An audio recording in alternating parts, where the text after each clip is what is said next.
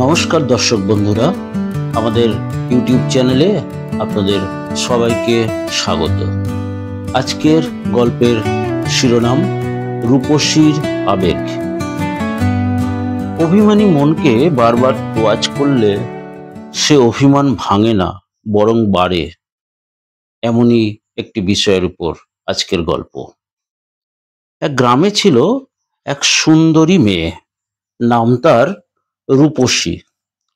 রূপসীর রূপ যেমন ছিল মোহনীয়, তেমনই ছিল তার স্বভাব। অভিমানী, আত্মমর্যাদা সম্পন্ন এবং গর্বিণী। গ্রামের মেঠো পথ ধরে হেঁটে যেতে যেতে সবাই থেমে তাকাতো রূপসীকে।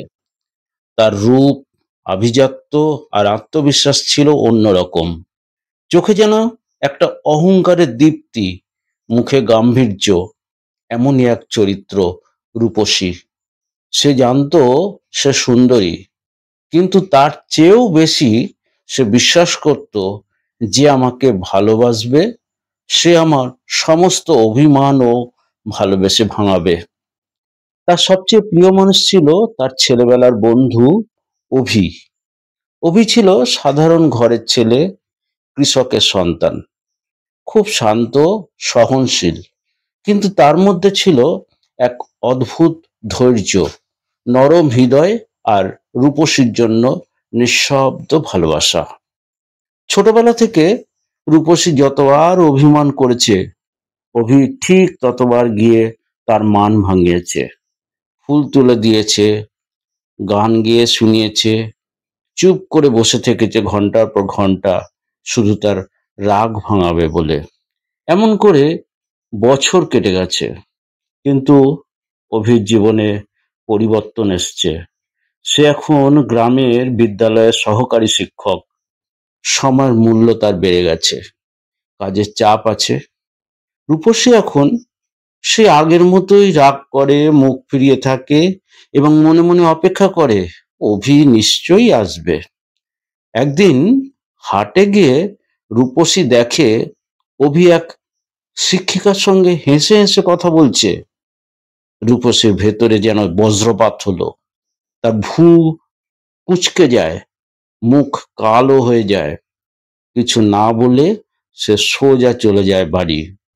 সেই দিনই সে ঠিক করে, আমি আর অভির সাথে কথা বলবো না। দেখি এবার কতবার আসে ও আমাকে তোয়াজ করতে। কিন্তু একদিন, 2 দিন, 7 দিন অভি আর আসে না। রূপসী প্রথমে রেগে যায়, তারপর চিন্তায় পড়ে, আর শেষে ভিতরে ভিতরে কষ্টে ভেঙে পড়ে। তার মনে পড়ে অভির হাসি, তার মুখ নিচু করে দাঁড়িয়ে থাকা, তার সেই চুপচাপ ভালোবাসা। অবশেষে সে নিজেই অভির বাড়ির সামনে গিয়ে দাঁড়ায়। অভি চমকে যায় তাকে দেখে। রূপসী চোখের জল লুকিয়ে বলে, তুমি আর একটিবারও সাধলে না? অভি কিছুক্ষণ চুপ করে থেকে বলল, তুই জানতিস আমি তোকে ভালোবাসি। তুই রাগ করলে আমি সব কাজ ফেলে তোকে বোঝাতে ছুটে যাই, কিন্তু কখনো ভাবিসনি আমারও তো একটা মন আছে, একটা সম্মান আছে। প্রতিবার তোর মান ভাঙাতে গিয়ে আমি যেন নিজেকে ছোট করে ফেলেছিলাম। ভালোবাসা যদি একপাক্ষিক তোয়াজে পরিণত হয়, তাহলে সেটা তো ভালোবাসা নয়, সেটা মনের উপর এক বিশাল চাপ। রূপসী নত দৃষ্টিতে দাঁড়িয়ে রইল। তার অভিমান ধসে পড়ল। সে বুঝল যে ভালোবাসে তারও অভিমান থাকতে পারে, আর শুধু নিজের দিক থেকে ভাবলে সম্পর্ক টেকে না। সেদিন সে প্রথমবার অভিকে বলল, তুই আমাকে একটু দেরিতে হলেও ঠিক শিক্ষা দিয়েছিস। সাধিলে মান বাড়ে, এই ভাবনা শুধু তখনই চলে যখন সম্পর্কটা একতরফা হয়। কিন্তু যে অভিমান বারবার তোয়াজ দাবি করে, সে এক সময় সম্পর্ককেই নিঃশেষ করে ফেলে। মান বাড়তে বাড়তে যদি সম্পর্কটাই ভেঙে যায়, তবে সেই ভালোবাসার কোনো অর্থ থাকে কি? নিশ্চয়ই থাকে না। ভালোবাসা যেখানে কেবল একতরফা তোয়া চায়, সেখানে সম্মান হারিয়ে যায়। সত্যিকারে ভালোবাসা বোঝাপড়া চায়, বারবার তোয়াজ নয়। অভিমান তখনই সুন্দর যখন তার মধ্যে দম্ভ নয়, ভালোবাসার আবেগ থাকে। গল্পটি আপনাদের কেমন লাগলো প্লিজ লাইক, শেয়ার, কমেন্ট করে জানাবেন।